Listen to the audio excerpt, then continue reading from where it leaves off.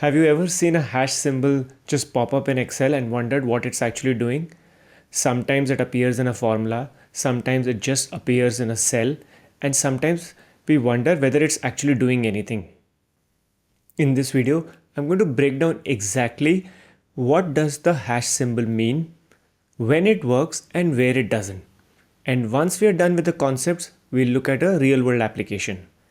Let's get into it. Here is an example of a retailer who sells multiple laptop accessories. Price of each of the accessory is given in column B.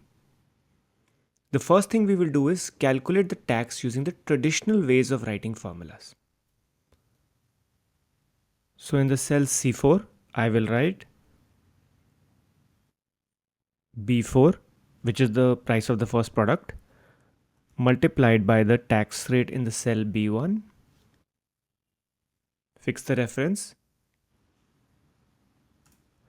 and then copy the formula to the remaining rows.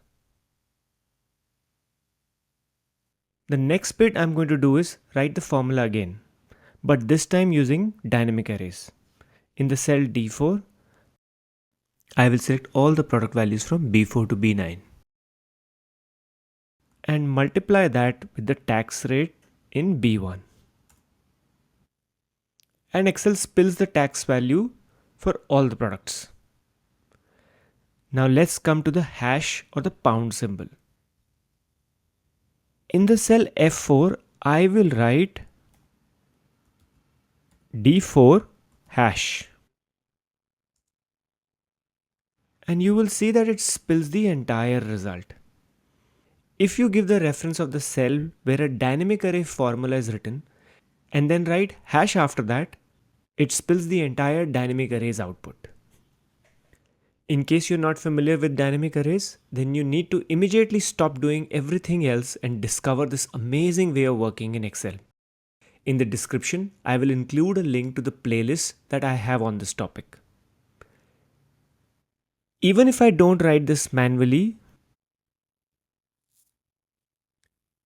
and I select the range from D4 to D9, Excel automatically converts it into D4 hash. The hash symbol only works with dynamic arrays. Let's see where it does not. You would recall that in the cell C4, we had written the formulas in a traditional way.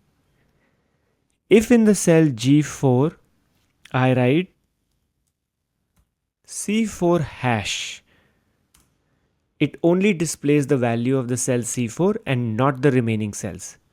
So it does not work on regular formulas. Similarly, if I say B4 hash,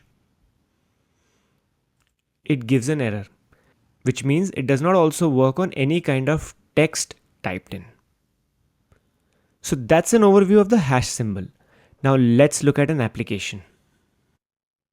Here is a list of employees and their designations.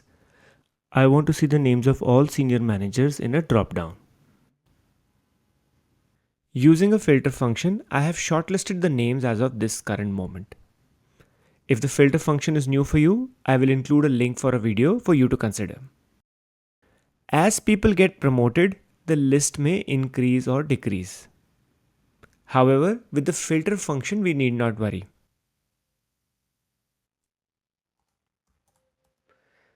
As Joshua is promoted, we see his name is also included.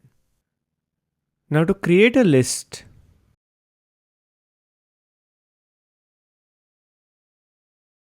if I copy the formula and paste it in data validation to create a list, I get an error.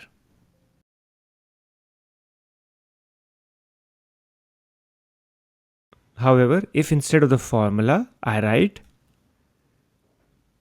D2 hash, then it works. If I look at the list, I have the same people in the list as I have here in cell D2 and onwards.